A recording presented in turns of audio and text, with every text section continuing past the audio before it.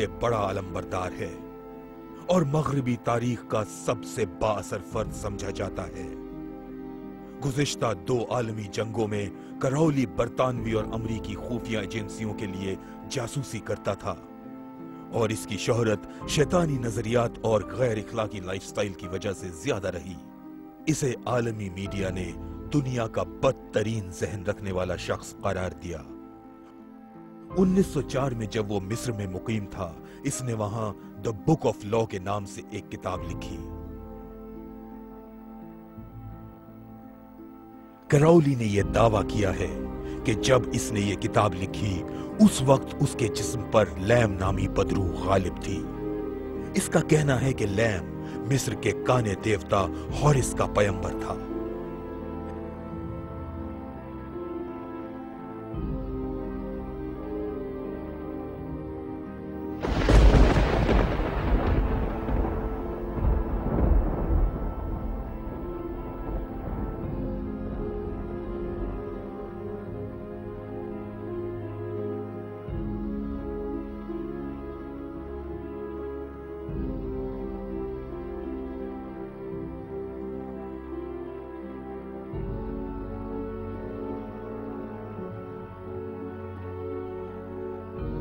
کراؤلی نے اس زمانے میں ہٹلر سے بھی خفیہ میٹنگ کی تھی۔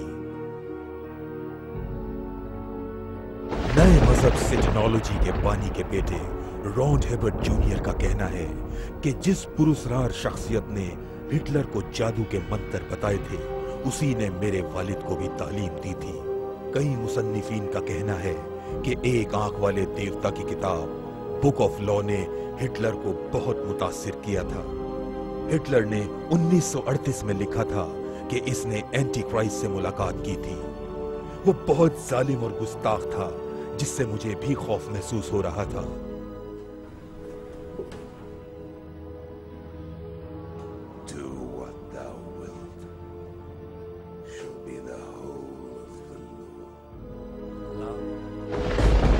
دی بک آف لا میں لکھا ہے کہ جو تم چاہو گے وہی قانون کا درجہ رکھتا ہے۔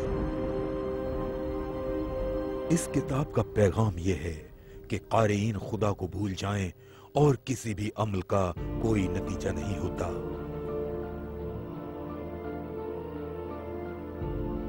اس کا مطلب یہ ہے کہ آپ جو مرضی آئے کریں، اس کی فکر مت کریں کہ کوئی انجام ہوگا یا نہیں۔ اس دنیا میں ہی لطف اٹھا لو، موت کے بعد کچھ نہیں۔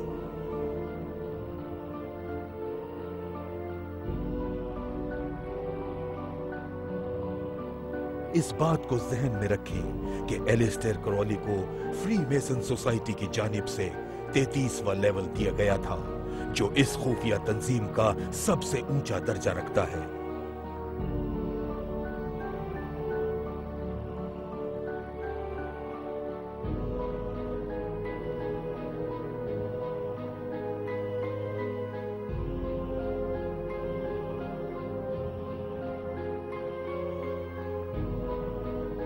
شیطان کا چرچ اینٹن لیوے نامی یہودی نے قائم کیا تھا۔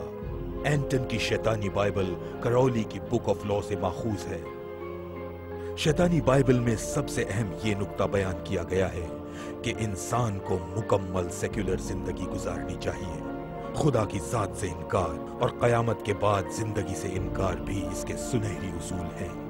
اس طرح شیطان کا پیروکار اپنی پوری زندگی دنیاوی لذتوں کے حصول میں صرف کر دیتا ہے اور سمجھتا ہے کہ اس زندگی کے بعد کوئی زندگی نہیں۔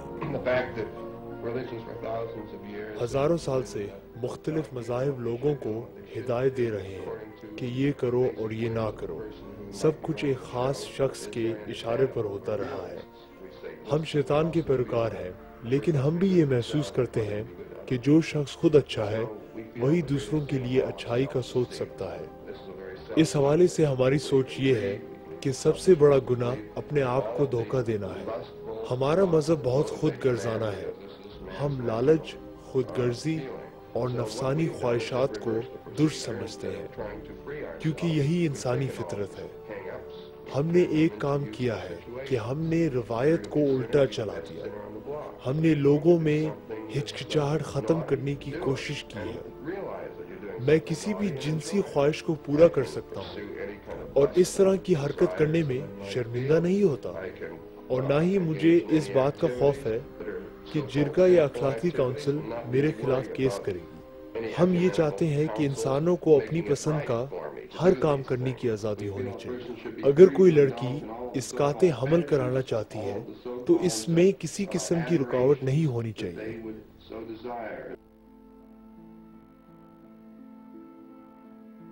شیطانی مذہب اور فری میسن کے درمیان لنک کہاں ہے؟ ڈالر کے نوٹ پر ایک سیل ہے جسے گریٹ سیل آف امریکہ کہا جاتا ہے۔ اس سیل کے پیچھے ایک آنکھ والی مخروطی عمارت ہے۔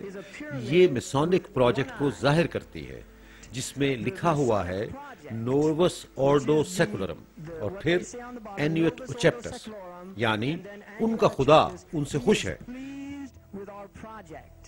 دوسرے لفظوں میں جس خدا پر وہ یقین رکھتے ہیں وہ ان کے پروجیکٹ سے خوش ہے۔ سوال یہ ہے آخر وہ پروجیکٹ ہے کیا جس سے ان کا خدا خوش ہے؟ دراصل یہ منصوبہ دنیا کو مکمل طور پر سیکولر بنانے کا ہے اور دنیا سے مذہب نام کی چیز کو ہمیشہ کے لیے ختم کر دینے کا ہے۔ یہی منصوبہ ہے جس کی وجہ سے اسے کہا جاتا ہے نووس آرڈو سیکولرم، ایک نیا سیکولر آرڈر۔ اگر آپ اس کا ترجمہ عربی زبان میں کریں تو اس کا مطلب نکلتا ہے النظام العالمی الدنیاوی، ایک نیا ورلڈ آرڈر یا نیا دنیاوی نظام۔ اور ہم سب جانتے ہیں کہ عربی زبان میں دنیا کا کیا مطلب نکلتا ہے۔ اسلام میں دنیا کو ایک سراب سے تشبیہ دی جاتی ہے جو آپ کو ابدی زندگی سے دور کرتا ہے۔ آپ یہ سوچتے ہیں کہ آپ اس زمین پر ہمیشہ رہیں گے اور اللہ کے راستے سے ہٹ سکتے ہیں۔ یہی عنصر انسان کو آخرت سے دور کرتا ہے اور یہی شیطان کا خیال ہے۔ Dunya is the illusory element of the world. It's that element that takes people away from the akhirah. And this is shaitan's game. یہ بات بھی دلچسپ ہے کہ چرچ آف شیطان کے زیادہ تر ممبران ہالی ووڈ میں موجود ہیں۔ شیطان کے چرچ میں سب سے اہم امیج بکرے کے سر والے دیوتا بیفومیٹ کی ہے۔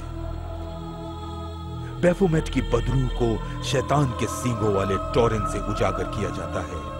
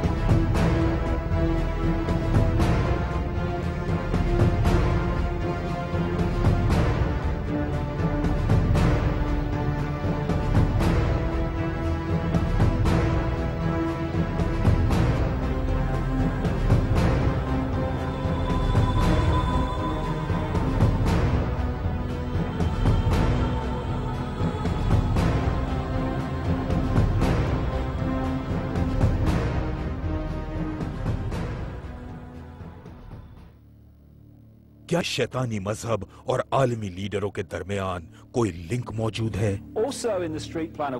اگر آپ غور سے دیکھیں تو واشنگٹن شہر کا پلان بھی 5 اطراف دکھاتا ہے۔